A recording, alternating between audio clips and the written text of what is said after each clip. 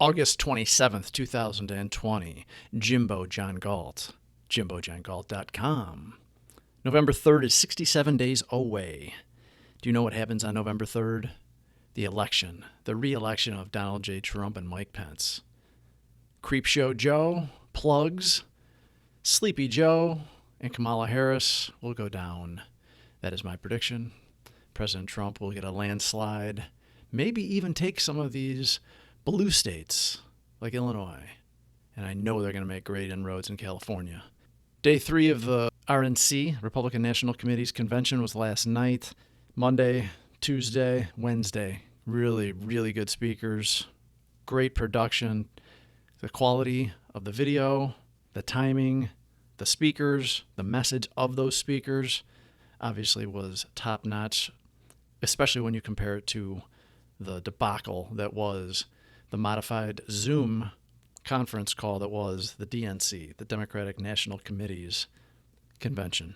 First, just to run down a few of the speakers that we've had so far. We have to start with Melania, a class act, strikingly beautiful. The message was strong, non-confrontational, but she got the point across. She loves her husband loves her. Her husband, Donald J. Trump, loves the United States of America and works tirelessly in the face of all of the negative, lying press. He still loves this country. All of those things just bounce right off of him. He is the Teflon Don, not in the sense that he's a criminal like the mafiosos that get that moniker, but because none of it sticks because he is so squeaky clean.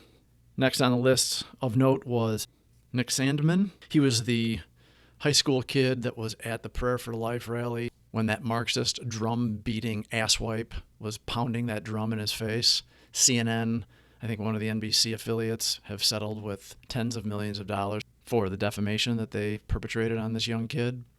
John Ponder was a convicted felon caught by his FBI agent, who now is his best friend.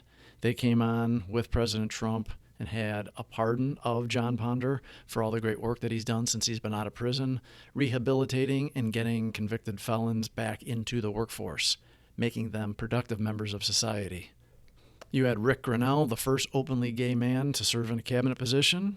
Rick was the one that exposed all of the deceptiveness, all of the illegalities that was going on within our government, the deep state, proving yet again that the deep state is real. The administrative state does not want Donald J. Trump to be the president because they want to play their games, keep their power and control.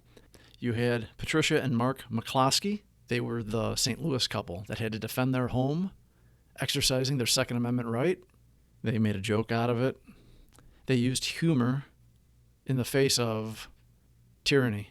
You had Dan Cameron. He was the Attorney General from Kentucky, African American. The thrust of his statement was, just because you're black, you do not have to vote for the Democrat. In fact, Joe Biden is a fraud.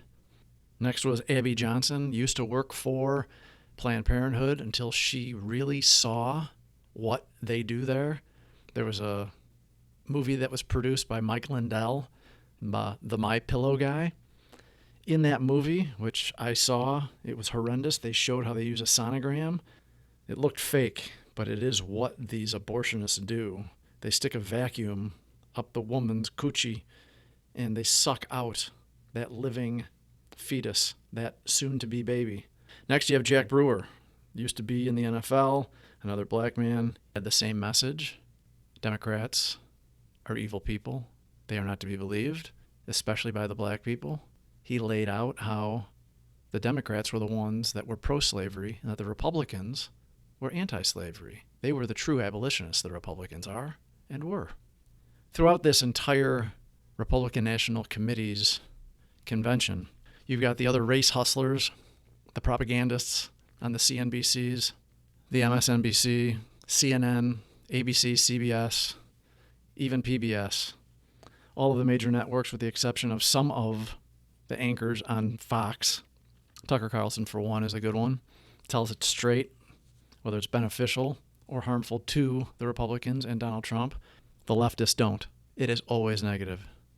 There have been studies by reputable institutions saying that it's 92%. I really believe that it is 99%. I've never heard anybody so negative on a positive aspect of a presidency. 67 days till the election. We have to make our voice heard. You're not going to get it from the mainstream media. You're going to have exact lies from the mainstream media. Every time you see one of these conflicts of somebody being shot, they highlight and they overemphasize the fact that it was a black man shot by a white officer. Even if it's a black officer, even if it's a Hispanic officer, it doesn't matter what color somebody is. But they are trying to divide the country. They are continuing to try to divide the country. With chaos, they can keep their power. The people that have caused all of the chaos come in and say that we're the only ones that can fix it. Donald Trump is the cause of it. They say that is a lie. That is not true. They want to maintain the power and the dominance, the control over each and every one of us. And if we have a good economy, if we have employment, if we have our own awareness of the U.S. Constitution and the rights that are embedded in us from birth, that makes us dangerous to them.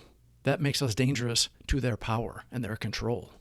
Fake news is the conflict. There is no conflict between black and white. There is no conflict between men and women, straight and gay. There is no conflict. They create the conflict. They need the conflict. Every time the news gets it wrong. Did you notice that Keith Ellison in Minnesota hid the video that showed the resistance by George Floyd? It hid the fact that from the first second that the cops came up, he was saying that he couldn't breathe. He couldn't breathe. He said it at least 6 times before anybody put hands on him. They hid the video of the police officers treating him with respect like they would anybody of any color. But Keith Ellison, the Attorney General of Minnesota, he hid that. He hid that on purpose. He hid that for a reason. He knew that he needed riots. His side needed riots. Mark Twain is attributed with the quote, "A lie can travel halfway around the world while the truth is putting on its shoes." That's their entire MO, their modus operandi. They lie. They continue to lie. Cognitive dissonance. The unscrupulousness, the conniving, the underhanded, the negative opportunists that they are. They are complicit. I'm talking about the media now. The CNNs, all of these producers. They hide their wrongdoing. They hide all of it. They are complicit, if not conspirators. The conspiracy to keep control. Donald Trump is an innocent man, innocent in every way. After all of the investigations, after all the leaks, if there was something that Donald Trump has done wrong, it would have been out there on day one. But there isn't, which tells you how Machiavellian they are. The only way that they can keep power, to gain power, is through deceit. They are the deceitful party, not the Democrat Party. Let's take, for instance, the Kenosha riots. Another black man shot by a police officer. They tried to make him out to be a hero at first, saying that he was there to break up a domestic dispute, when in fact he was the domestic dispute. Accused pedophile. I think he might have even been a convicted pedophile. The fake news, CNNs, and I'm going to use them as one lump category, CNN at all, only showed the video of the man being shot in the back. And that looked bad. That even looked bad to us. Upon further review and more information, which is why you always need to wait for all the information to come out, they show that he was tased. They show that he had a knife. They show that he had 3 officers and he got up and went to the door. That's when you saw it, when the one officer that shot him pulled on his shirt to keep him out of the car. He said that he had a knife, and that's what he was going for. But you don't hear that on the fake news CNNs. What you hear is race riot, justifying Black Lives Matter with their Antifa, armed, violent, narcissistic methodologies. They go into Kenosha businesses, they set it on fire, they smash windows for no reason. You can begin to understand why they would do something like that in Chicago when they can steal stuff that has value, that they can either use or resell. Here in Kenosha, it is nothing but violence. Violence for the sake of violence. Break it down, destroy it, so that they can get power. That's the mindset. You've got a kid, 17-year-old Kyle Rittenhouse. He went out there with his AR-15 to defend property. What happened was he was attacked. He defended himself, and he ended up shooting 3 people, and it is believed that he killed 2 at this point. These are accusations, but there's been video showing that someone that looks like Kyle Rittenhouse, he was defending himself. What happened to him? He was arrested. He's been arrested. He's going to have to spend hundreds of thousands of dollars to defend himself again while he was defending himself, using his constitutional Second Amendment right to bear arms. There have been GoFundMe pages which are fundraising for Christine Blasey Ford.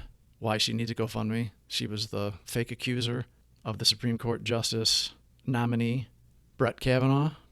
Millions of dollars were donated into that.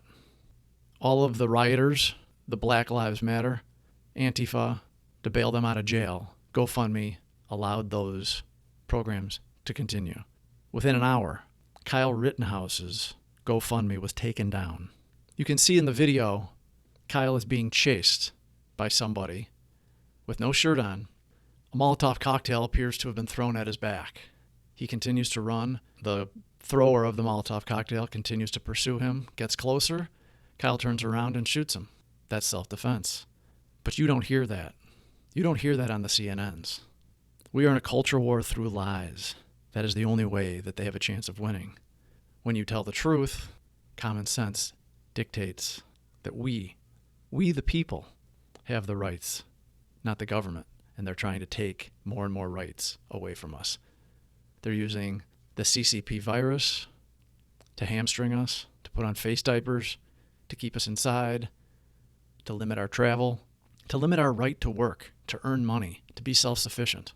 The worst thing that I've seen all week, and no, it's not the shooting of some rioters in Kenosha. The worst thing that I've seen is the mobs of Antifa and Marxist Black Lives Matter. The mob has been going to, this one was in D.C., Washington, D.C. Some diners were just out having dinner. And what they did was they screamed in these diners' faces until they raised their hand in the Black Power fist salute, very similar to the Nazi fascists of Germany back in the 1920s and 30s. If you don't agree with them, they scream at you, and they get violent with you, and they do not get arrested. They do not get prosecuted. You must agree. You must demonstrate your allegiance to their faulty ideology. What will you do? This is the question I'm going to leave you with. What will you do when you are confronted? Will you bend the knee, even though you know that you don't agree with that? It's going to be a scary time out there, because what will you do? Will you defend yourself? Will you stand up for the adult, mature, responsible person that you are? If you bend the knee to these Marxists, you're part of the problem. You are part of the problem if you don't stand up, if you don't speak up. Please don't be part of the problem. Be part of the solution. Jimbo John Galt, JimboJohnGalt.com.